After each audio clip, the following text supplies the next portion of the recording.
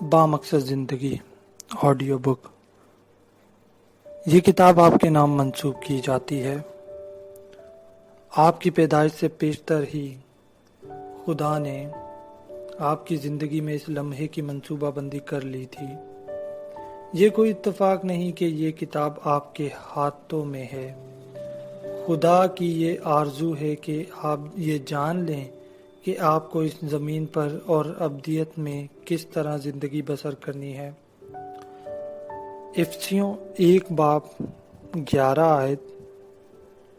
اسی میں ہم بھی اس کے ارادے کے موافق جو اپنی مرضی کی مصلحت سے سب کچھ کرتا ہے پیشتر سے مقرر ہو کر میراث بنے۔ مصنف کہتا ہے، میں اپنے ان سینکڑوں اساتذہ کرام کا شکر گزار ہوں جو میری زندگی میں تبدیلی کا سبب بنے اور ان سچائیوں کو سیکھنے میں میری مدد کی۔ میں خدا اور آپ کا ممنون ہوں کہ مجھے انہی سچائیوں کو آپ تک پہنچانے کا شرف حاصل ہو رہا ہے۔ بامقصد سفر، اس کتاب سے انتہائی فائدہ اٹھائیں۔ یہ تحریر فقط ایک کتاب نہیں بلکہ کتاب سے بڑھ کر ہے۔ یہ ایک 40 روزہ روحانی سفر کی رہنما ہے۔ یہ آپ کو اس قابل کر دے گی کہ آپ زندگی کے اہم ترین سوال کا جواب تلاش کر سکیں۔ اہم ترین سوال یہ ہے کہ میری زندگی کا مقصد کیا ہے؟ مجھے یہ وجود کیوں دیا گیا ہے؟ مجھے اس دنیا میں کیوں بھیجا گیا ہے؟ اس سفر کے اختتام تک آپ جان لیں گے کہ میری زندگی میں خدا کا مقصد کیا ہے، اور آپ کو معلوم ہو جائے گا کہ میری زندگی کے مختلف ٹکڑے ایک دوسرے سے کیا مناسبت رکھتے ہیں اور کس طرح باہم جڑتے ہیں۔ یہ سمجھ لینے سے آپ کا ذہنی دباؤ جاتا رہے گا، آپ کو فیصلہ کرنا آسان ہو جائے گا، آپ کے دل کو سکون مل جائے گا، اور سب سے بڑھ کر یہ کہ آپ ابدیت کے لیے تیار ہو جائیں گے۔ اگلے 40 دن۔ فی زمانہ انسانی عمر کی اوسط 25,550 دن 70 سال ہے۔ کیا یہ عقل مندی نہیں کہ اس عرصے میں سے 40 دن یہ معلوم کرنے کے لیے وقف کر دیے جائیں کہ باقی ایام کے لیے خدا کا ارادہ کیا ہے، یعنی زندگی میں خدا ہم سے کیا کرانا چاہتا ہے؟ بائبل مقدس میں صاف نظر آتا ہے کہ خدا 40 دن کی مدت کو روحانی لحاظ سے بہت اہمیت دیتا ہے۔ خدا نے جب بھی کسی کو اپنے مقاصد کے لیے تیار کرنا چاہا، اس نے 40 دن کی مدت استعمال کی۔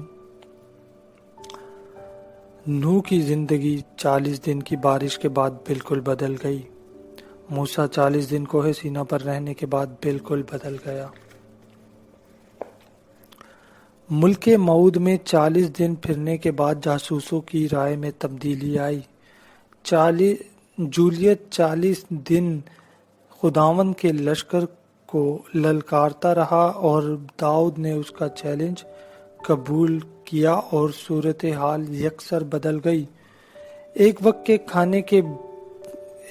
کے کھانے سے ایلیا کو 40 دن کے لیے قوت ملی۔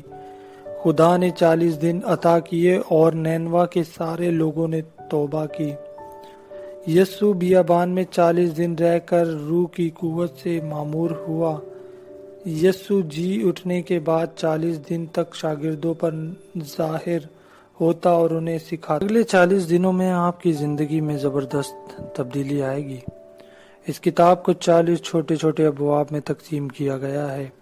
میں آپ کو تاکید کرتا ہوں کہ روزانہ صرف ایک باب پڑھیں تاکہ آپ کو سوچنے کا موقع ملے کہ یہ باتیں میری زندگی کے لیے کیا اہمیت اور مضامرات رکھتی ہیں۔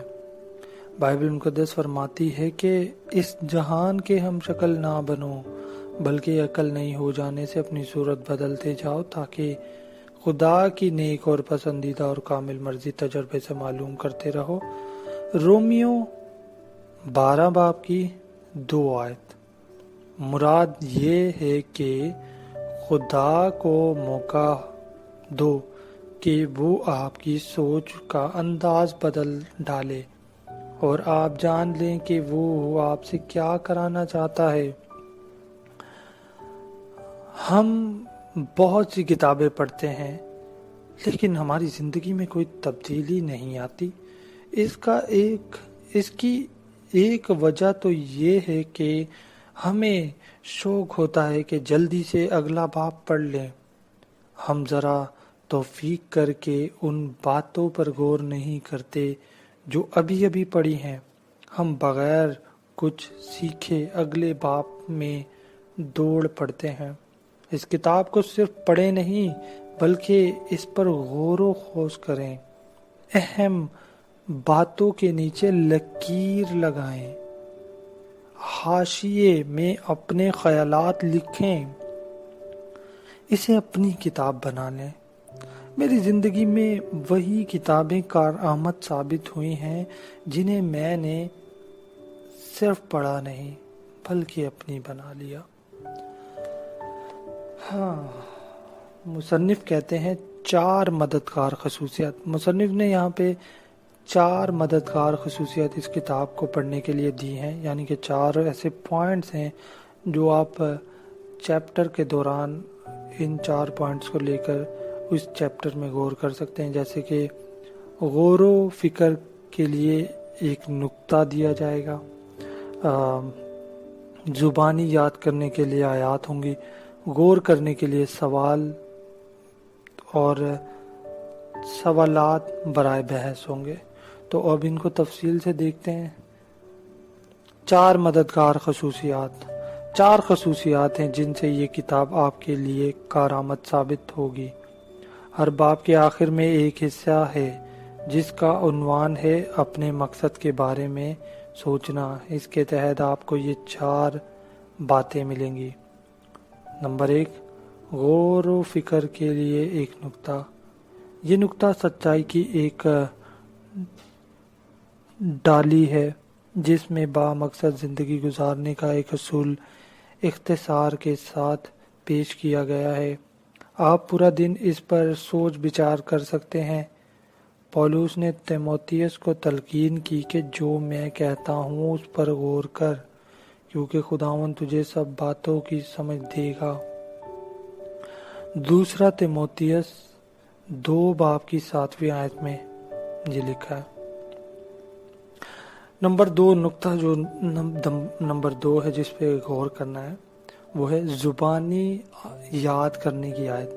بائبل مقدس کی یہ آیت اس سچائی کا بیان کرتی ہے جو آپ نے زیر نظر باب میں پڑھی ہے۔ اگر آپ زندگی کو بہتر بنانا اور اس کی اصلاح کرنا چاہتے ہیں تو اس آیت کو زبانی یاد کرنے کی اہم عادت کو اپنائیں۔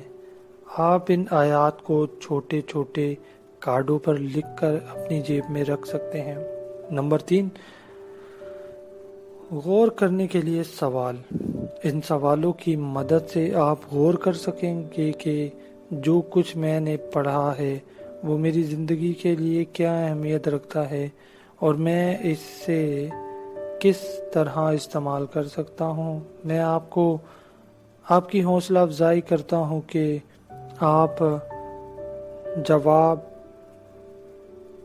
کتاب کے حاشیے میں یا الگ کاپی میں لکھیں۔ لکھنے سے خیالات واضح اور صاف ہو جاتے ہیں اور انہیں یاد رکھنے اور دہرانے میں آسانی ہوتی ہے۔ نمبر 4، سوالات برائے بحث۔ میں تاکید کرتا ہوں کہ اگلے 40 دن تک اس کتاب کا مطالعہ کرنے کے لیے چند دوستوں کو اپنے ساتھ ملائیں۔ اکٹھے مل کر سفر کرنا ہمیشہ بہتر اور خوشگوار ہوتا ہے۔ کسی ایک ساتھی یا چھوٹے گروپ کے ساتھ یہ سہولت ہوتی ہے کہ جو کچھ پڑھا ہے اس پر تبادلہ خیال کیا جائے۔ اس طرح روحانی طور